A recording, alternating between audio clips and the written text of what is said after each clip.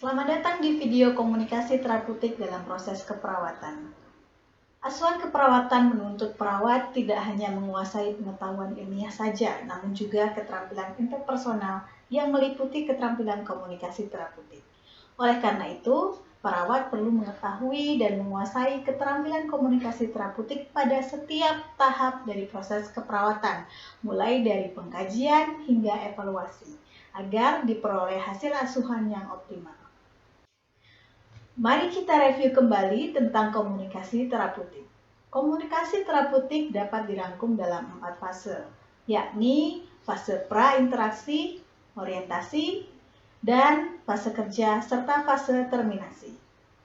Dalam pra-interaksi, perawat dapat melakukan persiapan-persiapan yang diperlukan sebelum bertemu dengan klien, mengeksplorasi perasaan, kekuatan, dan kelemahan diri. Dalam fase orientasi, yang tidak boleh dilewatkan adalah salam, memperkenalkan diri, identifikasi pasien, memvalidasi atau mengevaluasi yang dirasakan klien saat itu, menyampaikan tujuan dan kontrak waktu maupun tempat.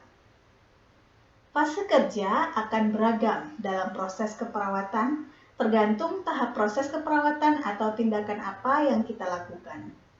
Penting untuk selalu berkomunikasi dengan pasien selama tindakan, memberikan rasa nyaman, menjaga privasi, dan mengobservasi respon yang ditujukan oleh klien. Pada fase terminasi, terdapat 3 tindakan yang tidak boleh untuk dilewatkan, yakni evaluasi subjektif dan objektif, merencanakan tindak lanjut, dan membuat kontrak selanjutnya. Keterampilan komunikasi yang dibutuhkan dalam proses keperawatan sendiri meliputi keterampilan bertanya, keterampilan komunikasi asertif, keterampilan negosiasi, dan keterampilan menjelaskan.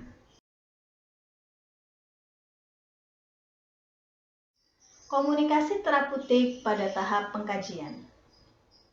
Tahap pengkajian menjadi fondasi dalam proses keperawatan selanjutnya. Data yang dibutuhkan perawat tidak hanya meliputi data objektif yang bisa didapatkan dari pemeriksaan fisik atau pemeriksaan penunjang lainnya. Data subjektif juga turut mendominasi data yang dibutuhkan dalam pengkajian. Data subjektif didapatkan dari proses anamnesa atau wawancara dengan klien, keluarga, maupun tenaga kesehatan lainnya. Selain itu, data objektif seperti bahasa tubuh, ekspresi wajah, dan respon fisik lainnya juga didapatkan dari keterampilan komunikasi terapeutik. Prinsip dasar yang perlu diperhatikan dalam komunikasi terapeutik pada tahap pengkajian antara lain menyampaikan tujuan yang jelas, mengikut sertakan pasien dalam proses interview. Penting untuk pasien kooperatif dalam proses interview agar hasil pengkajian yang didapatkan akurat dan proses interview dapat dilakukan dengan efektif. Mawas diri terhadap perasaan sendiri yang dirasakan sebelum berkomunikasi dan memperhatikan bahasa nonverbal yang kita tunjukkan.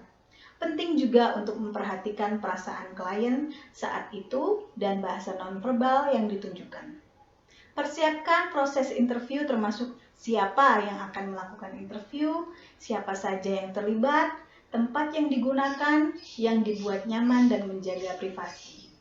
Kita juga harus peka terhadap perbedaan latar belakang yang ada. Hindari pertanyaan mengapa atau kenapa.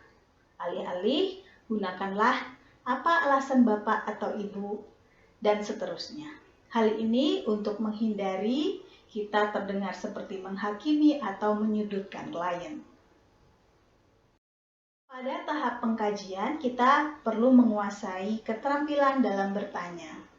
Karena pertanyaan tidak hanya ditunjukkan untuk mendapatkan informasi yang diinginkan, namun juga berfungsi sebagai respon yang menunjukkan kita sedang mendengarkan klien dan mendorong klien untuk memberikan informasi lebih banyak. Pada keterampilan bertanya, terdapat 3 jenis pertanyaan yang bisa kita ajukan, tergantung apa yang akan kita tanyakan. Yang pertama adalah pertanyaan tertutup. Pertanyaan tertutup merupakan jenis pertanyaan yang bisa dijawab hanya dengan 1 atau 2 kata seperti ya, tidak, 4, 5, dan seterusnya. Pertanyaan ini dapat digunakan untuk menanyakan pertanyaan yang spesifik. Maka dari itu pertanyaan ini bermanfaat untuk kondisi yang memerlukan pengkajian yang cepat. Kemudian jenis pertanyaan kedua adalah pertanyaan terbuka. Berbeda dengan pertanyaan tertutup, pertanyaan terbuka memberi kesempatan klien untuk menjawab dengan panjang. Pertanyaan ini digunakan untuk mengeksplorasi permasalahan yang dialami oleh klien. Pertanyaan ini bermanfaat untuk mengetahui pengalaman, perasaan, atau pemahaman klien terhadap suatu permasalahan. Yang terakhir adalah pertanyaan terbuka yang fokus, atau banyak juga yang menyebutnya open-ended question. Jenis pertanyaan ini merupakan pertanyaan terbuka, namun tetap fokus pada area tertentu. Pertanyaan ini berguna untuk mengkaji masalah yang spesifik. Pada tahap pengkajian, masing-masing fase komunikasi terapeutik memiliki hal-hal yang perlu diperhatikan. Pada tahap orientasi, penting untuk perawat membina hubungan saling percaya dengan klien. Hal ini karena pada pengkajian, perawat seringkali baru pertama kali bertemu dengan klien. Membagi informasi pribadi dengan orang asing tentu memerlukan tingkat kepercayaan yang tinggi. Sampaikan tujuan dari interaksi, yaitu untuk mengumpulkan data terkait kesehatan klien yang akan digunakan untuk merawat klien dan kerahasiaannya akan kita jaga. Penting untuk membaca situasi dan gerak-gerik klien. Apakah klien siap untuk wawancara atau tidak? Pasien yang sedang kesakitan mungkin perlu diberikan manajemen nyeri terlebih dahulu sebelum diwawancara lebih lanjut. Penting untuk memberikan klien privasi, apalagi ketika klien harus memberikan informasi yang bersifat pribadi. Seringkali anggota keluarga juga perlu diminta untuk ke tempat lain apabila informasi yang dibutuhkan sangat sensitif untuk dibicarakan klien dengan keberadaan keluarganya. Pada fase kerja, perawat harus membiasakan diri dengan form pengkajian yang digunakan. Kenapa? Agar perhatian kita dapat diarahkan kepada klien, bukan pada form pengkajian yang kita pegang. Pertanyaan dimulai dari yang paling umum atau sederhana menuju pertanyaan yang lebih pribadi atau bersifat kompleks. Di akhir sesi wawancara atau mendekati waktu yang sudah disepakati di fase orientasi, perawat perlu menyampaikan bahwa data yang dibutuhkan sudah sebagian besar diperoleh atau sudah lengkap, ataupun mengindikasikan bahwa waktu yang disepakati telah berakhir. Perawat perlu merangkum hasil pengkajian yang didapatkan dan mengkonfirmasi yang dirasakan klien setelah pengkajian tersebut. Di saat ini, perawat juga bisa menanyakan apakah ada yang perlu ditanyakan atau disampaikan oleh klien. Jika pengkajian lebih lanjut masih dibutuhkan, maka pada fase terminasi ini, perawat perlu membuat janji kembali dengan klien untuk melakukan wawancara selanjutnya.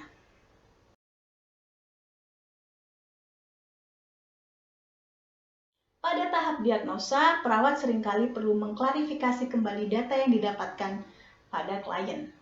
Selain itu, hasil analisis data dan diagnosis yang kita tegakkan perlu disampaikan pada klien. Oleh karena itu, keterampilan yang dibutuhkan di sini adalah memberikan informasi dan menjelaskan. Pada umumnya, diagnosa keperawatan yang sudah ditegakkan akan diinformasikan kepada klien beserta tujuan dan rencana asuhan keperawatan yang diberikan untuk mengatasi diagnosa tersebut. Dalam memberikan informasi diagnosa pada pasien, perlu diperhatikan privasi klien, bahkan jika perlu, privasi dari anggota keluarga, jika dinilai diagnosa bersifat sensitif atau personal.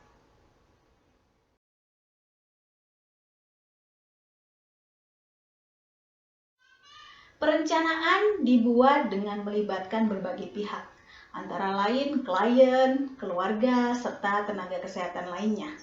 Oleh karena itu, diperlukan keterampilan negosiasi, berkomunikasi secara asertif, advokasi, serta keterampilan dalam menjelaskan. Komunikasi asertif penting untuk menyampaikan kesalahan atau kekurangan, pendapat atau pikiran yang berbeda, kekhawatiran, dan menyampaikan hak-haknya atau hak orang lain yang sedang diadvokasi.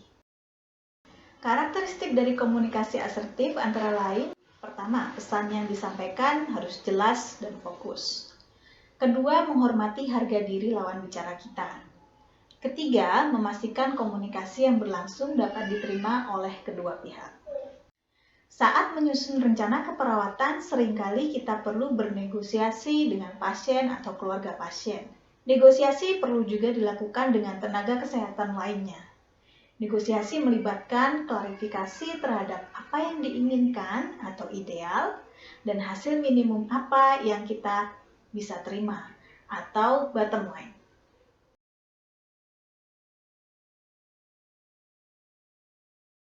Pada tahap implementasi, penting untuk perawat melakukan informed consent, sehingga perlu dikuasai keterampilan memberikan informasi dan menjelaskan, terutama terkait tindakan yang akan dilakukan.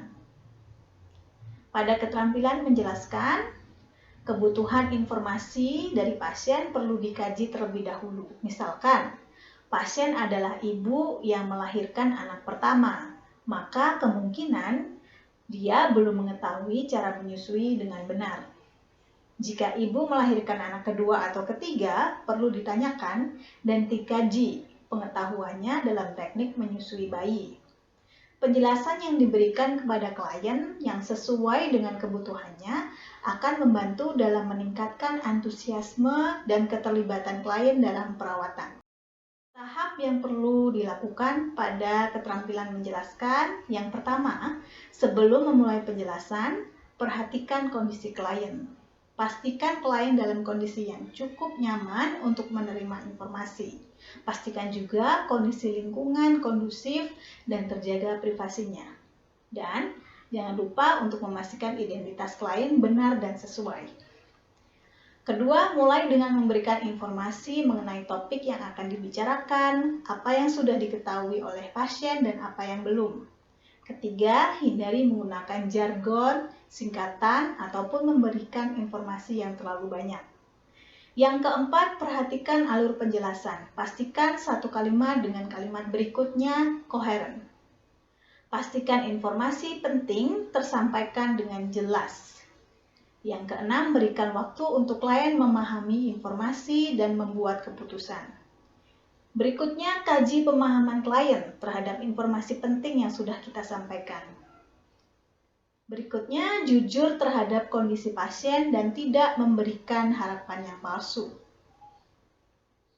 Kesembilan, perhatikan bahasa nonverbal. Dan terakhir, akhiri dengan memberikan rangkuman dan rencana tindak lanjut tertulis.